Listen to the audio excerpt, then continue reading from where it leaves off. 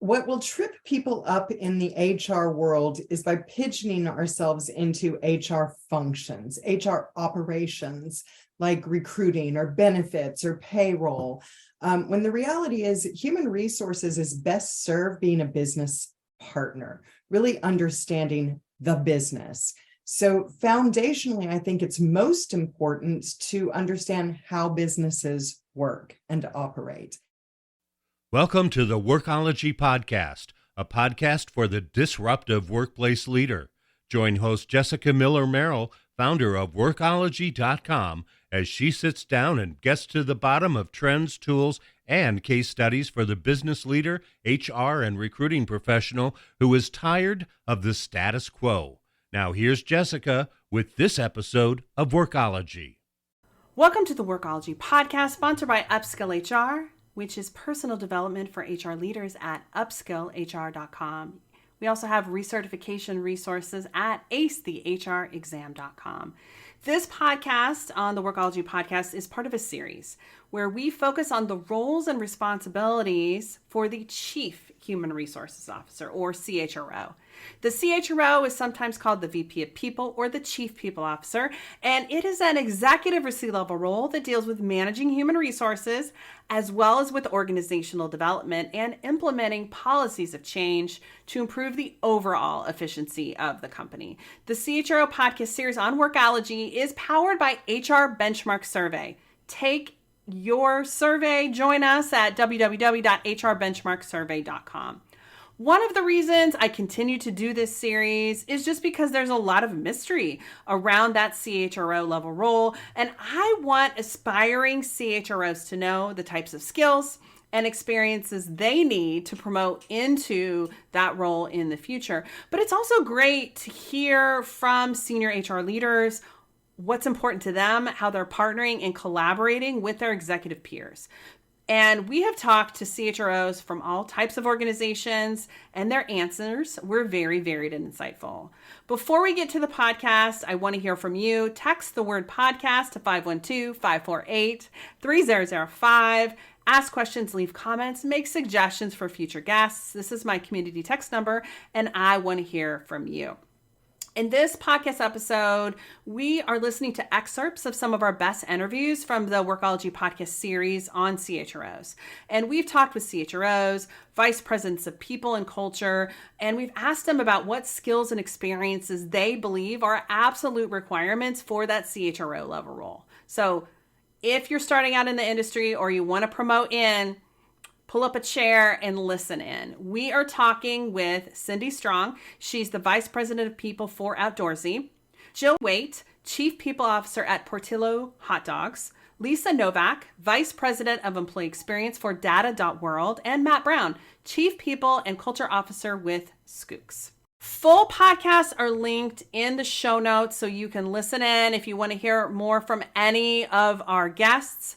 Let's get to our first excerpt. Our first excerpt comes from my friend Cindy Strong. She's the Vice President of People for Outdoorsy. Cindy is a human resource leader with nearly 20 years of experience in HR, specializing in leadership development, talent management solutions, and training experiences, focused on high-performing teams. Outdoorsy is a global online RV rental and outdoor travel marketplace that has been named one of America's best startup employers in 2022. By Forbes. This is the third straight year Outdoorsy has been recognized by Forbes on this exclusive list of the 500 best startups to work for in the US. So let's listen in. What skills and experiences do you believe are absolute requirements for that Chief People Officer role? And I want you to think about this maybe in terms of someone who's just starting out in our industry. Yes, I would encourage them that I don't think it's much different than any other senior leader. I believe two primary requirements are a head for business and a heart for people. I'll give you an example of maybe a head for business. And starting my current role, I scheduled one-on-one meetings until I felt like I had all the answers with the CFO. I asked him to explain the financial reporting. What are our key metrics? What are the threats to the marketplace? What are our opportunities and strengths? This I could continue to, and then I continued to lean into perspective of functional leaders to round out the people team. And then second, a heart for people to come into focus, a true care and empathy on the well-being for your team. That research is a little different, can take multiple forms. Currently, we are using Lattice for our people success platform, and we're midway through that implementation. But so far, I'm really excited about the possibilities for us to lean into our teams and what their needs might be or where their sentiments are. And no lie, Cindy and I were talking before we started recording, and we talked about empathy as a leader. And then we also talked about EBITDA. So I feel like your answer covered all the bases for HR professionals. We can't just be HR experts. We really need to understand the business, but also think about everything we do from that people perspective as well.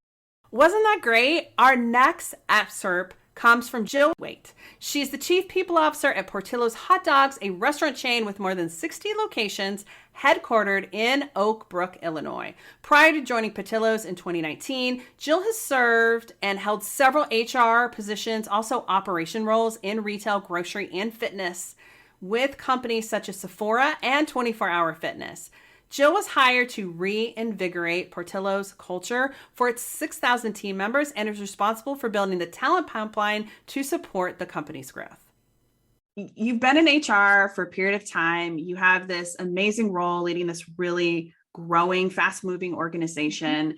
As you were thinking about future CHROs or maybe HR leaders who were thinking about their career paths into that chief HR position, what skills and experiences do you believe are absolute requirements for a CHRO?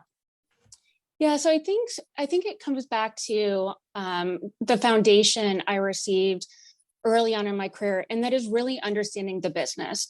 I was given advice early on that said, if you want to be a successful chief people officer, you have to understand the business, because at that point you have to earn the respect of your business partners.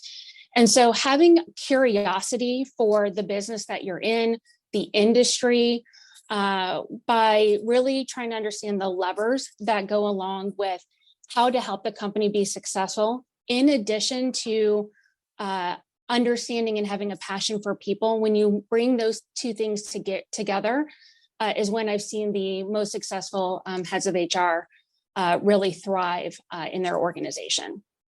I love that. And I agree with you. I feel like anyone, and I'm biased here, but anyone who works in retail or restaurant and has multiple locations, and they have to understand the business and the business acumen of each of those locations, I feel like has a competitive advantage in my mind over other HR leaders, because when you walked into a store or a restaurant, you really have to understand in that little ecosystem of that store or that restaurant, what is happening and maybe how the business or the people are impacting the business.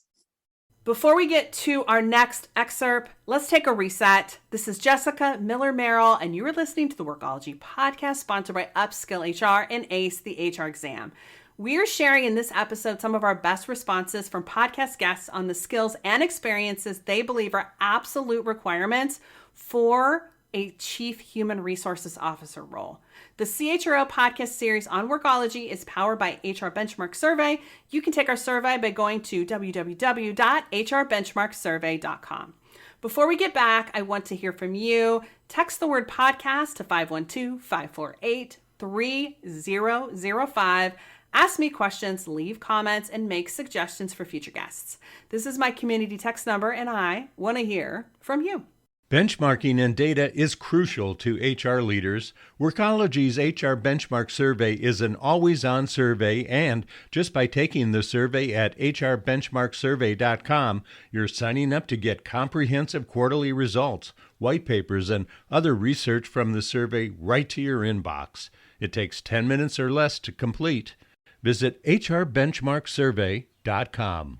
Our next interview excerpt is with Lisa Novak. She's the Vice President of Employee Experience for Data.World. What an interesting job title, right? Lisa has over 20 years of experience in staffing and human resources leadership, primarily in the tech industry for companies as they ramp up for significant growth and organizational change. In her current role at Data.World, Lisa is responsible for driving the organizational strategy for acquiring, developing, and retaining a diverse team of Austin, Texas, my hometown now, where they have the best talent in this highly competitive marketplace. It's crazy here, y'all. Prior to joining Data.World, she served on the executive team for a number of organizations and has led HR organizations for companies including Renew Data, Sigma-Tel, and Brooktree through extensive and rapid growth, and has helped create positive and motivated cultures in the organizations she has served. As you have moved into this CHRO role yourself, or VP of Employee Experience, what skills do you feel like are essential for CHROs or VPs of Employee Experience? And maybe we just think about somebody who's starting out. Like, is it recruiting? Is it something else? What things are absolutely essential? What will trip people up in the HR world is by pigeoning ourselves into HR functions, HR operations, like recruiting or benefits or payroll. When the reality is human resources is best served being a business partner, really understanding the business.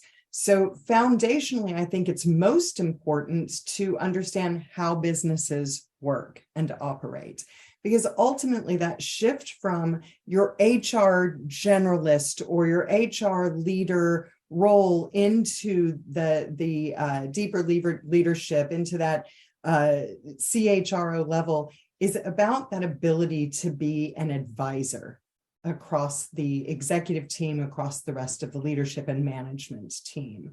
And to have that, to be able to really provide that, you have to understand their pieces of the business. And so when as a recruiter, I was not just looking to understand the role I was trying to fill, but rather understand how that fit into the business, what the actual business need was, what that department's goals were, et cetera. And recruiters talk about that on the regular, the more we understand, the better we'll be at recruiting. But are we really understanding why that's the case? And I think that's the key that led me into my growth across my career, is that curiosity, that desire to understand the why and the purposes behind, and the kind of the business need and business understanding. If I had a nickel for every time someone told me, for a recruiter, you really understand the product, or for a recruiter, you really understand the business history, I think that's what separates or sets us apart, is that ability to kind of take in the bigger picture, because that makes us stronger advisors. And that's really the key to me of the CHR role, is to provide that advisorship. I think it's interesting. I mean, I'm not surprised about the business aspect of it, but do you think that they can stay in HR, or do they need to leave HR to go into like a role that's not HR related? Like maybe go into IT or be a manager, maybe in like logistics or something. I absolutely think that you can do this from within HR, just like a product manager needs to understand their business and their market. They don't have to go into marketing to understand their market. That's just a piece of their role. So understanding your own market, your own customer, your own space, I think anyone can do. It's a matter of your own curiosity. And sometimes it's also a matter of the business or the company you're in. Do you have are your coworkers, are your peers cross-functionally in the other departments willing to lean in with you and help educate you? And do you have a strong enough curiosity to go out there and seek that knowledge? I do the research about the space that I'm in, the new industry that I'm joining, the new tool, or what does Gartner say about our competitors, et cetera. It's going out there and putting in that effort. So you can do that from any seat in the house. I agree. I like the curiosity component, because really there's so much information and knowledge and training out there that you can really absorb that, and through questions and shadowing, you can learn about almost anything. I love that. Curiosity is one of our core values at Data.World. As a matter of fact, we have a really unique set of values, curiosity being one of them. And that's, we embrace that in our candidates. for exactly that reason. And primarily I've worked at high growth startup going into scale up and high growth companies. And that curiosity is really critical because we don't necessarily always have the tools, the education, the path in place for you. You've really got to have that drive to kind of learn yourself and find your way around the organization. Our final interview today is with Matt Brown. He's the Chief People and Culture Officer with Skooks. Matt has 15 plus years of experience in IT, HR, L&D, and talent management across multiple industries, primarily in the hospitality and restaurant spaces. Today, he blends people, processes, and technology to connect better HR with learning and development and helping and organize, as well as create cultures and experiences that have a lasting impact. If you are from the retail or hospitality space trying to make a transition into a different industry, Matt is someone who has been there, done that. So I hope you enjoy this. So let's kind of focus a little bit on skills and experiences. What do you think are the absolute requirements for somebody stepping into a chief human resources officer role in terms of experience? And this is thinking also to maybe somebody who's just starting out in the industry.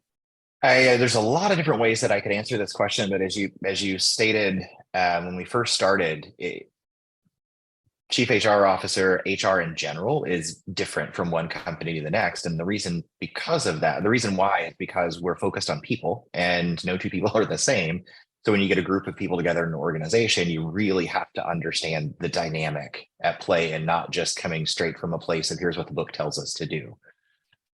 So I think, of course, there is a requirement to have a really comprehensive understanding of the HR domain, meaning functionally understand all of the elements that go into HR, understand that HR looks a little different at some companies. Sometimes it contains an operations slice. Sometimes it contains training. Sometimes it's nested under operations. I've reported into legal. I've reported into finance. I've reported in a lot of different places. So it's spend time really just understanding contextually what the function of HR is comprised of, and then go a step beyond. And this is really the next piece that I'm going to share is something I think that's highly relevant for where we are today.